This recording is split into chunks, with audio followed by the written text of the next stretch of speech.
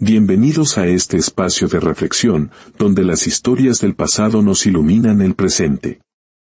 Hoy les comparto un relato que nos enseña que el verdadero valor no siempre es visible a simple vista, y que a veces, la mayor debilidad puede esconder la más grande de las fortalezas. Antes de comenzar nuestro viaje, si sienten que este mensaje puede traer esperanza a alguien, les invito a compartir esta luz. Al suscribirse a nuestro canal, nos ayudan a seguir tejiendo estas historias de fe y propósito, creando una comunidad que se apoya en la inspiración. Que la bendición de Dios les acompañe en esta escucha. Decían que Tamar era perezoso. Sin fuerza, sin talento, sin futuro. Pero todos estaban equivocados. Porque a veces, la pereza no es falta de voluntad, sino un propósito que aún no ha despertado. Y el día en que Tamar tocó el fondo de su propia vergüenza, ese propósito, finalmente, abrió los ojos. Una sola decisión, pequeña, inesperada, cambió el destino de una aldea entera. Esta historia demuestra que la peor humillación puede convertirse en el inicio de un milagro, y que la fuerza más grande no nace en los brazos, sino en la mente. En un valle silencioso, rodeado de colinas que dormían bajo el sol, existía una aldea donde el hierro y el fuego marcaban el ritmo de la vida. Mucho antes de que los gallos anunciaran la mañana, el repiqueteo de los martillos ya llenaba el aire. Era un sonido firme, casi sagrado, que hacía vibrar la tierra como si el mundo entero respirara al compás del metal. En el corazón de ese universo ardiente se levantaba la herrería de Baruch, un hombre cuya fuerza y honestidad eran leyenda en toda la región. Con brazos como troncos de roble, una espalda recta y un rostro curtido por el calor de los hornos, había convertido su oficio en un legado. Las herramientas que salían de sus manos eran buscadas desde aldeas lejanas, nadie dudaba de su durabilidad, de su alma. Baruch trabajaba con una calma poderosa. Cada golpe de su martillo tenía una intención, como si conversara con el hierro, entendiendo su resistencia, su temperatura, su espíritu. Mientras otros confiaban ciegamente en la fuerza bruta, él combinaba músculo y paciencia, leyendo el metal antes de decidir dónde golpear. Su hijo, Tamar, era su opuesto.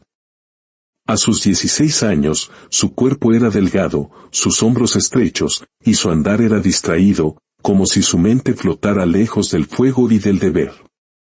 Los vecinos lo miraban con una mezcla de lástima y crítica.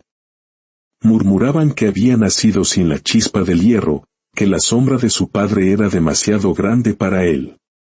Nadie lo decía frente a Baruch, por respeto al maestro, pero todos lo pensaban. Tamar no heredaría el oficio. Él fingía no escuchar, pero cada comentario era una espina que se le clavaba en el alma. Admiraba a su padre, sí, pero no se sentía digno de continuar su legado. En la herrería, esa sensación se hacía insoportable. Mientras Baruch movía yunques y herramientas pesadas como si fueran extensiones de su propio cuerpo, Tamar barría, traía agua o clasificaba clavos. Cuando su padre le ofrecía el martillo, buscaba cualquier excusa. Hoy no, padre, tal vez mañana, decía siempre. Pero había algo que casi nadie veía. Sentado en un rincón, Tamar observaba cada detalle. Cómo cambiaba el color del hierro al rojo vivo, cómo un ángulo mínimo alteraba el sonido del golpe, cómo el fuego cobraba vida cuando recibía aire fresco del fuelle.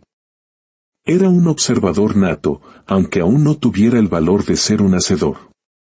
Y Baruch, en su sabiduría silenciosa, lo sabía. Esa mirada atenta mantenía viva una pequeña esperanza, como una brasa escondida esperando el viento adecuado. Quizás su hijo no necesitaba fuerza, quizás necesitaba otra cosa, algo que todavía dormía en su interior. Aún así, el tiempo pasaba, y Tamar seguía siendo el muchacho de las tareas menores. Y Baruch temía que cuando sus manos ya no pudieran sostener el martillo, nadie tomaría su lugar. Al atardecer, padre e hijo se quedaban a veces frente a la herrería, envueltos en un silencio denso. Entre ambos flotaba una pregunta que ninguno se atrevía a pronunciar: ¿qué será de todo esto cuando yo ya no pueda trabajar? ¿Y qué será de mí cuando él ya no esté? Ese peso silencioso pronto dejaría de ser una sombra para convertirse en una prueba aplastante. Y la vida, como siempre, no pediría permiso. Una mañana, el fuego despertó en la herrería como de costumbre, pero la respiración de Baruch sonaba distinta, fatigada. Cuando Tamar entró, notó que su padre se detenía a tomar aire, como si el martillo pesara más que nunca. Terco como un roble viejo, Baruch no dijo nada. Colocó una barra de hierro sobre el yunque, levantó el martillo y golpeó. El primer impacto sonó firme. El segundo, más débil. El tercero, casi no resonó. El cuarto golpe nunca llegó. Baruch dejó escapar un suspiro entrecortado y se inclinó hacia adelante, apoyando la mano en el yunque. Tamar soltó la escoba y corrió a su lado. «Padre, ¿qué pasa?» Baruch intentó incorporarse, pero un dolor agudo le atravesó el pecho. Su rostro, endurecido por décadas de trabajo, se contrajo como hierro bajo presión. El martillo cayó al suelo. Su sonido metálico retumbó como un presagio funesto.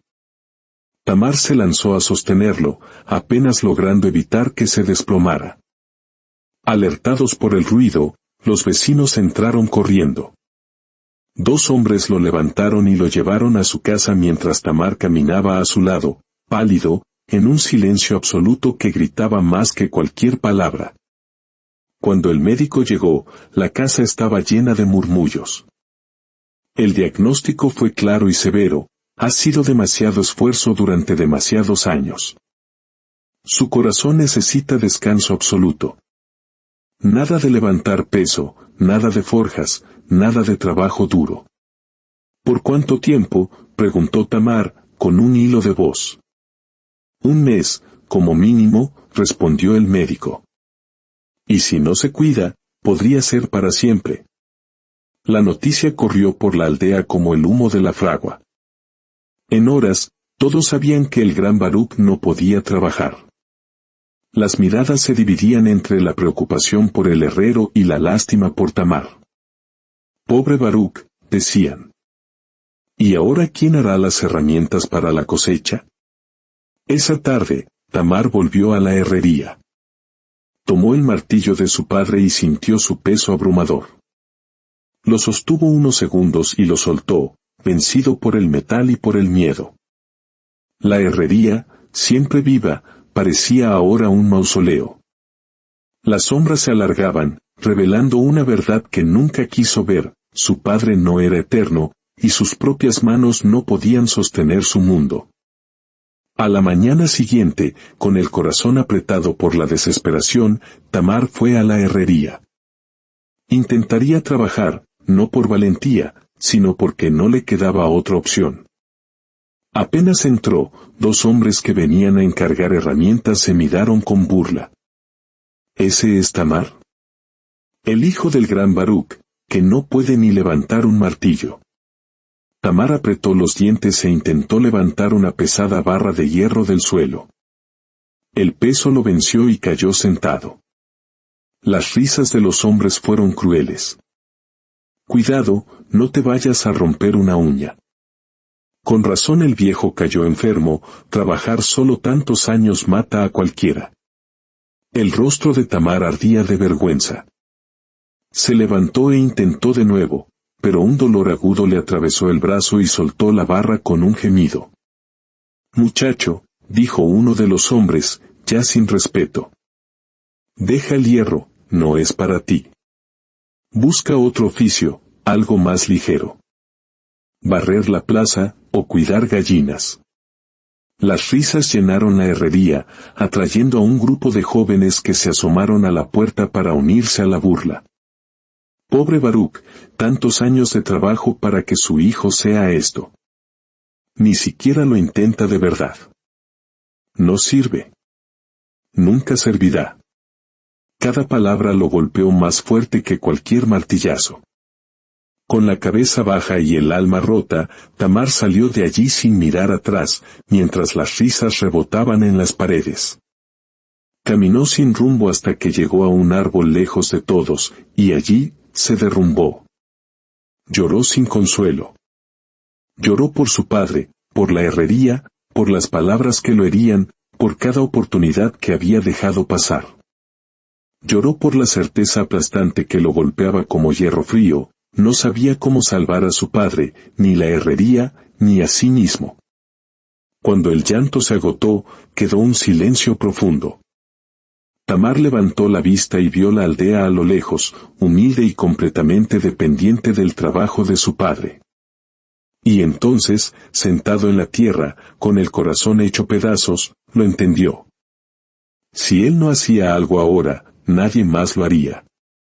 Ese instante, mezcla de vergüenza, dolor y verdad, fue el verdadero inicio del despertar de Tamar. Al alba, aunque no había dormido, algo en él había cambiado. La humillación seguía allí, pero ahora ardía de una manera diferente. No era solo dolor, era combustible. Escuchó que en la aldea vecina se celebraba el festival anual, con sus pruebas de fuerza y destreza. Siempre las había evitado, pero ese día sintió la necesidad de alejarse, de respirar lejos de las miradas acusadoras. Caminó hacia la aldea vecina y encontró la plaza vibrante de vida. Se quedó a un lado, solo queriendo ser invisible. Entonces, anunciaron la primera prueba, levantar un yunque enorme hasta una plataforma. Uno tras otro, los jóvenes más fuertes de la región fallaron. Empujaban, gritaban, pero el yunque no se movía. La imagen de esos hombres fuertes, fracasando, le recordó su propia humillación. Estaba a punto de marcharse cuando vio algo. No el yunque, ni a los competidores. Vio unos troncos cilíndricos que decoraban un arco rústico cercano. Y en su mente, algo hizo clic. Una solución simple, ingeniosa, evidente para él, pero invisible para todos los demás. Antes de poder pensarlo, avanzó hacia la zona de pruebas. Las risas y los murmullos lo siguieron. «Es Tamar, ¿qué hace aquí?», pidió permiso a los jueces.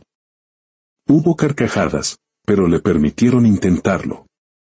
Tamar no se acercó al yunque para levantarlo. En su lugar, tomó los troncos y los colocó frente a él. Usando una pequeña barra como palanca, movió el yunque unos centímetros, lo justo para que se apoyara sobre el primer tronco. El silencio fue inmediato. La multitud observó, atónita, cómo Tamar hacía rodar el pesado yunque sobre los troncos, moviendo el de atrás hacia adelante en un ciclo constante. No había magia, solo lógica, la misma que había observado en silencio durante años en la herrería de su padre. Sin sudar, sin gritar, llevó el yunque hasta la plataforma y, usando dos troncos como rampa, lo deslizó hasta su lugar. Silencio. Murmullo. Y luego, un estallido de aplausos. Las miradas habían cambiado. Tamar no sonrió. Solo miró el yunque, incrédulo de lo que acababa de hacer. Por dentro, algo había despertado. No había usado la fuerza de sus brazos, sino la fuerza de su mente. Y por primera vez, eso había sido suficiente. La segunda prueba consistía en cruzar el ancho río que bordeaba la aldea. Tamar sabía que no era buen nadador. La derrota parecía segura. Pero entonces, vio 2 toneles de madera vacíos junto a un cobertizo. Mientras los demás se lanzaban al agua, él ató los toneles con cuerdas, colocó una tabla encima y, usando 2 ramas como remos, construyó una balsa improvisada. Las risas volvieron, pero esta vez, ya no le dolían. Empujó su estructura al agua y comenzó a remar. No era rápido, pero era constante. Mientras los nadadores más fuertes se agotaban luchando contra la corriente, él avanzaba, seguro, conservando su energía. Llegó a la otra orilla entre los 5 mejores, suficiente para clasificarse para la final. Al bajar de su balsa, miró el río con un brillo nuevo en los ojos. Esta vez, nadie se rió. La prueba final se llevó a cabo en un campo abierto. El desafío, una carroza enorme, cargada con sacos de arena, hundida hasta la mitad de sus ruedas en el fango. El primero que lograra sacarla, ganaría. Los finalistas más fuertes se lanzaron sobre ella, empujando y jalando con toda su fuerza, pero cada intento solo la hundía más en el barro. Tamar, en cambio, no empujó. Se arrodilló, sintió la textura del barro, y luego rodeó la carroza varias veces, estudiando cada ángulo como un enigma. Vio piedras, ramas gruesas, trozos de madera. Mientras los demás se agotaban, Tamar comenzó a actuar. Colocó piedras bajo las ruedas para crear una base sólida. Usó ramas como palancas para cambiar la inclinación. Esparció tierra seca para aumentar la tracción. Finalmente, ató unas cuerdas a un tronco cercano y a la parte delantera de la carroza, no para jalarla con fuerza, sino para dirigir el movimiento. Con una serie de pequeños empujes y ajustes precisos, la carroza crujió. Luego avanzó medio palmo. Luego otro. Los demás competidores se quedaron quietos, mirando, incrédulos. Con un último ajuste, la rueda derecha encontró tierra firme y la carroza se deslizó fuera del fango. No con un tirón violento, sino con un movimiento suave, natural, inteligente. Como si solo hubiera estado esperando a que alguien la entendiera. El campo estalló en aplausos y gritos. No celebraban músculos, celebraban la inteligencia. Tamar se quedó quieto, con el rostro manchado de tierra, mientras el juez levantaba su mano como ganador. La carroza había cedido ante el único que no intentó vencerla con fuerza, sino con sentido común. Caminó de regreso a su aldea con las herramientas que había ganado como premio. Los campesinos que encontraba lo saludaban con un gesto de admiración que nunca antes le habían dedicado. Por primera vez, Tamar caminaba erguido. Entró en la herrería, oscura y silenciosa. Luego fue a su casa. Su padre, pálido pero alerta, estaba sentado en la cama. «Padre», dijo Tamar, dejando las herramientas ganadas a su lado. «Competí en la aldea vecina. Y gané. No con fuerza, sino pensando. Usando las cosas que aprendí aquí, observándote a ti». Baruc examinó a su hijo. Vio sus manos sucias, su rostro cambiado y una nueva luz en sus ojos.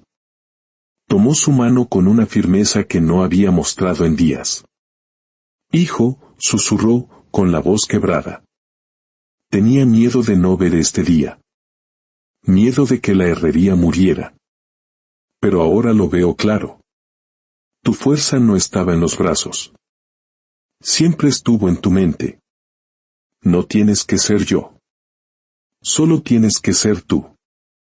Y hoy has demostrado ser más grande que muchos hombres en toda su vida. En los días que siguieron, Tamar no encendió el fuego de inmediato. Primero, limpió, ordenó y reparó cada rincón de la herrería. Cuando finalmente lo hizo, la llama que nació no era la de Baruc, era la suya. Los encargos comenzaron a llegar, primero pequeños, luego más grandes. Tamar no tenía la fuerza de su padre, pero tenía precisión e ingenio. Inventaba soluciones, mejoraba diseños, creaba herramientas más ligeras y eficientes. La herrería volvió a llenarse de vida, pero de una vida nueva. Baruc, recuperándose, se sentaba cada tarde en la puerta, observando a su hijo con un orgullo silencioso. Con el tiempo, la herrería de Tamar se convirtió en un punto de referencia. Los jóvenes lo buscaban no solo para aprender a forjar, sino para pedir consejo. Y cuando alguno le confesaba sentirse inútil, Tamar respondía con la calma que antes envidiaba en su padre: la pereza a menudo no es falta de fuerza, sino falta de propósito. Cuando encuentras tu verdadero camino, hasta lo imposible se vuelve posible. Y así, el muchacho que un día fue llamado perezoso, se convirtió en el hombre que enseñó a toda una aldea que la fuerza más grande no siempre nace en los brazos. A veces, la más poderosa de todas las fuerzas, nace en el propósito que Dios ha puesto en tu corazón. Si esta historia tocó algo dentro de ti, no la dejes ir. Todos cargamos un propósito dormido, esperando el momento exacto para despertar. A veces nace en el dolor, otras en la vergüenza, y muchas veces, en el instante en que decidimos dejar de huir de nosotros mismos. Te invito a reflexionar en los comentarios: ¿qué parte de esta historia habló a tu vida? ¿Dónde sientes que tu propósito está esperando para levantarse? Gracias por acompañarnos hasta el final. Que esta historia sea una luz en tu camino. Que Dios ilumine tu propósito y encienda el fuego que Él mismo puso en ti. Amén.